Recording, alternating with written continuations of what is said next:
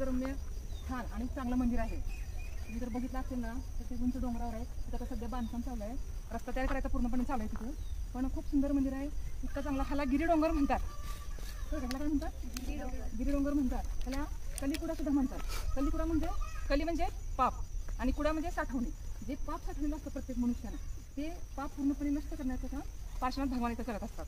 असं म्हणतात की आता आपल्याला माताजींनी सांगितलं की कशा पद्धतीनं इथं घरी म्हणजे खूप इथं 24 तास 12 महिने पाणी असतं घरामध्ये. अतिशय थंड, तुम्ही काय सांगितलं, अतिशय थंड, अतिशय चांगलं. आणि माणसाचं पूर्ण जे काही रोगराई आहे ती रोगराई किंवा आपलं काही त्रास होत असेल तुम्हाला तर तो सगळा त्रास त्या पाण्यानं पूर्णपणे नष्ट होत असतो. असं हे खूप चांगलं निसर्गरम्य असं मंदिर आहे आणि पापाचा नाश करणारं हे मंदिर आहे. इथं असं म्हणतात की जे सिद्ध मुनी होते त्या मुनीने इथं मोक्ष घेतलेला आहे किंवा इथं त्यांनी शेवटी निर्वाण घेतलेला आहे. असं हे ठिकाण आहे. वर्धमान महावीर आणि पार्श्वनाथ महाराज यांचं इथं संभाषण झालेलं आहे असं बी माताजींनी आपल्याला सांगितलेलं आहे. तर हे खूप सुंदर निसर्गरम्य मंदिर जे आहे ते सगळ्यांनी पाहावं. काय सगळ्यांनी पाहायला पाहिजे का नाही मंदिर? मग इथला परिसर पाहायला पाहिजे, मंदिर पाहायला पाहिजे. अतिशय सुंदर सगळं काय आहे. नुसतं घरात बसून आपण मोबाईल बघतो, व्हिडिओ बघत असतो, टी व्ही बघून वेळ वाया घालवताय तुम्ही.